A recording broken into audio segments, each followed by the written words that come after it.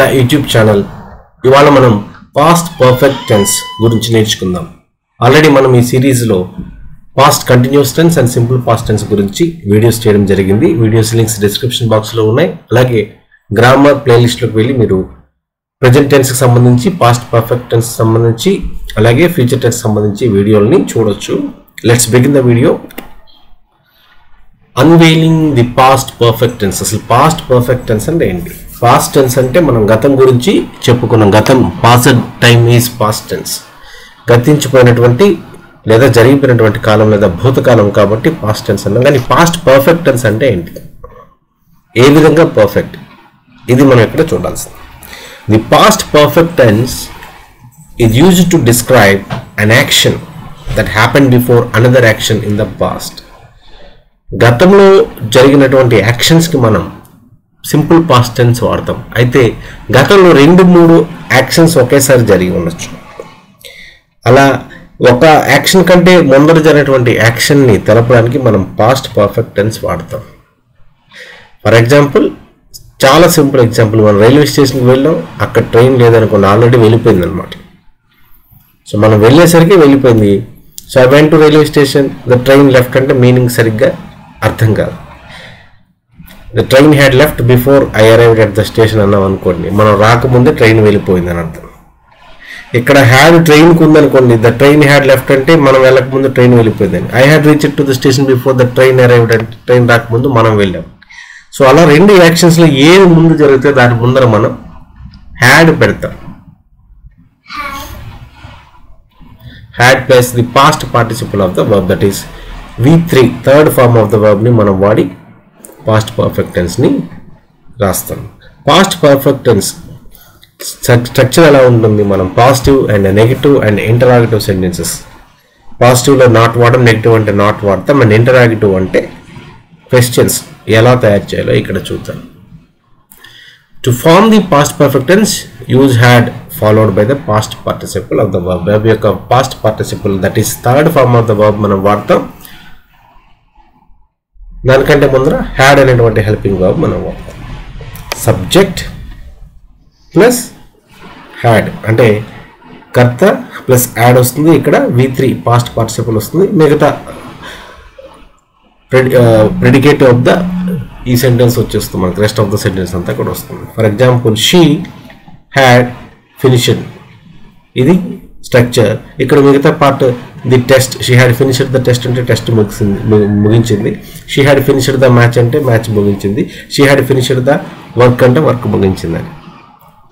So had రావడం వల్ల అది ఆల్రెడీ ఒక యాక్షన్ జరిగే ముందర జరిగినటువంటి యాక్షన్కి మనం వాడుతున్నాం. స్ట్రక్చర్ నెగిటివ్లో ఎలా వాడుతున్నాం? అక్కడ హ్యాడ్ పక్కనే మనం NOT నాట్ రాయటం వల్ల పాజిటివ్ సెంటెన్స్ని ఈజీగా మనం నెగిటివ్ కన్వర్ట్ చేయొచ్చు. She had not finished the test, she had not finished the lunch, she had not finished her homework, ఇలా రాయొచ్చు. ఇంటరాక్టివ్లో క్వశ్చన్స్లో మనం ఆల్రెడీ నేర్చుకున్నాం. ఏమంటే ఈ క్వశ్చన్ ట్యాగ్స్ని లేదా క్వశ్చన్ వర్డ్స్ని లేదా హెల్పింగ్ వర్బ్స్ని మనం ముందర పెడతాం. డూ, డస్, డిడ్ కానీ, హ్యాజ్, హ్యాడ్ కానీ, హ్యావ్ కానీ, లేదా what, when, where, why, how, ఈ క్వశ్చన్ వర్డ్స్ కానీ ముందర ఉంటాయి. కాబట్టి హ్యాడ్ ముందర వచ్చిందంటే అది క్వశ్చన్ అవుతుంది. Had she finished the test, had she finished the test అని క్వశ్చన్ మార్క్ పెట్టామంటే అది question. Had she finished the test. ఇంకా చూద్దాం. The past perfect tense helps us show the sequence of events in the past, emphasizing which action happened first. మనం already అనుకున్నాం 2 actions జరిగాయని. అందులో ఏది ముందర జరిగిందో ఏది తర్వాత జరిగిందో అనేది మనం తెలుసుకోవడానికి పాస్ట్ పర్ఫెక్ట్ టెన్స్ వాడడం వలన క్లియర్ కట్ ఐడియా వస్తుంది. ముందర జరిగిన దానికి మనం హ్యాడ్ అనేటువంటి ఫామ్ వాడతాం, పాస్ట్ పర్ఫెక్ట్ టెన్స్ వాడతాం కాబట్టి had plus past participle, had plus V3 వాడతాం కాబట్టి అది ముందర జరిగిన యాక్షన్ అవుతుంది. దాని తర్వాత జరిగినటువంటి యాక్షన్కి మనం సింపుల్ పాస్ట్ ఒకటే వాడతాం. ఈ విధంగా మనం రెండిట్లో ఏది ముందర జరిగిందో తెలుసుకోవచ్చు.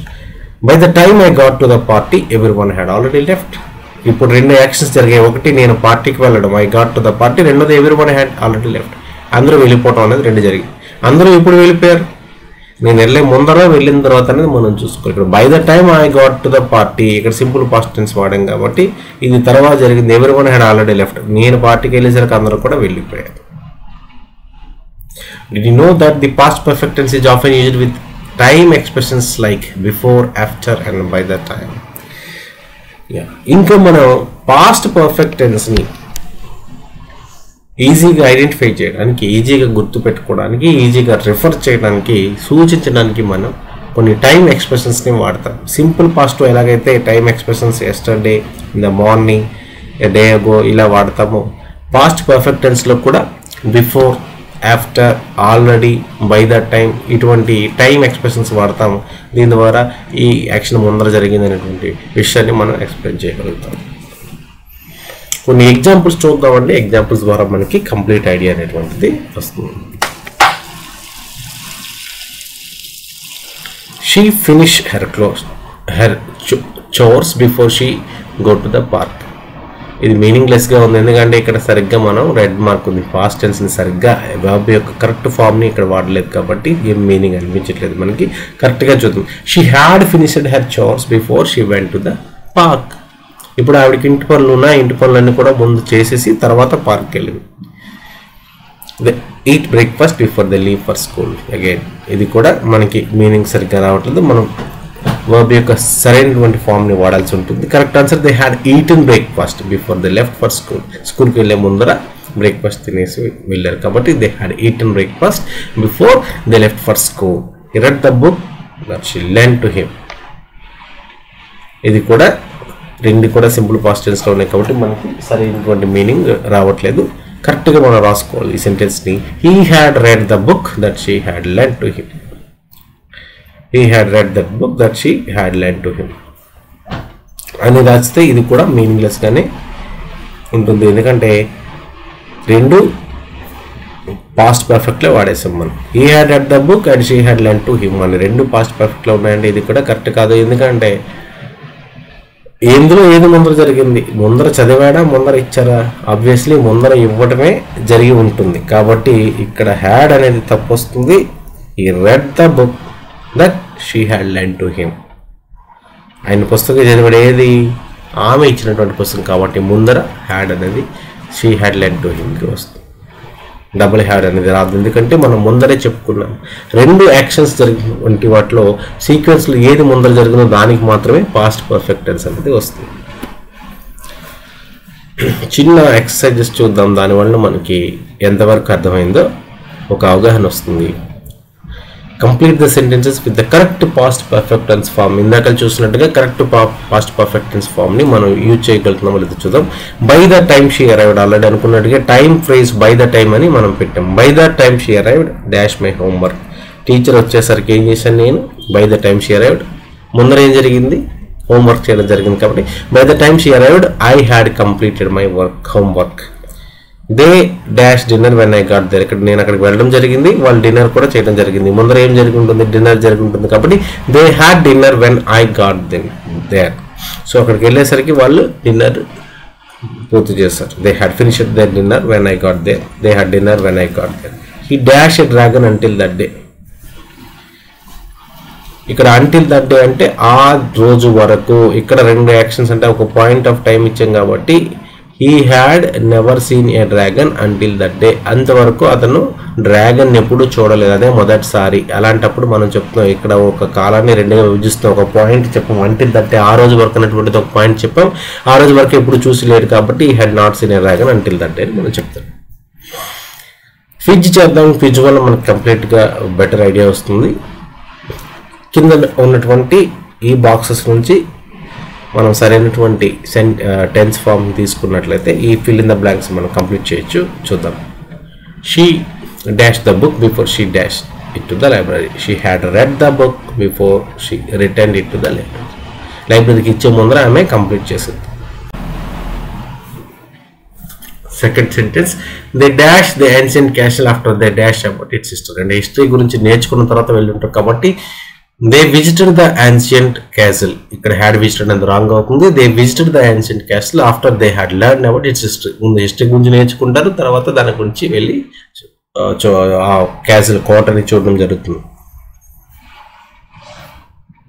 ఎందుకంటే మనకి ఇక్కడ క్లియర్ కట్గా ఆఫ్టర్ అని ఇచ్చారు కాబట్టి ఇది ముందర జరిగిన యాక్షన్ కాబట్టి మనకి దీని ముందర హ్యాడ్ అనేది వస్తుంది. ఈ విధంగా ఎక్స్ప్రెషన్స్ బట్టి మనం గుర్తుపట్టచ్చు. I dash such a magical creature until that moment when I dash the dragon.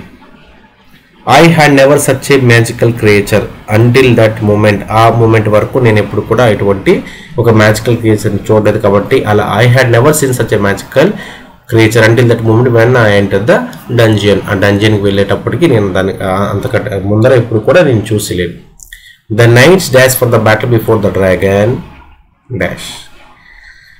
ఇక్కడ బిఫోర్ వాడడం వల్ల మనకు తెలుస్తుంది డ్రాగన్ రావడం అనేది తర్వాత జరిగింది, అంతకు ముందరే ఈ నైట్స్ బ్యాటిల్ చేయడం అనేది జరిగింది కాబట్టి the knights had prepared for the battle before the dragon entered. So ఇప్పుడు ఇది డ్రాగన్ వచ్చేసరికి వీళ్ళు రెడీగా ఉన్నారు. She dash her quest when the wizard dash her a wish.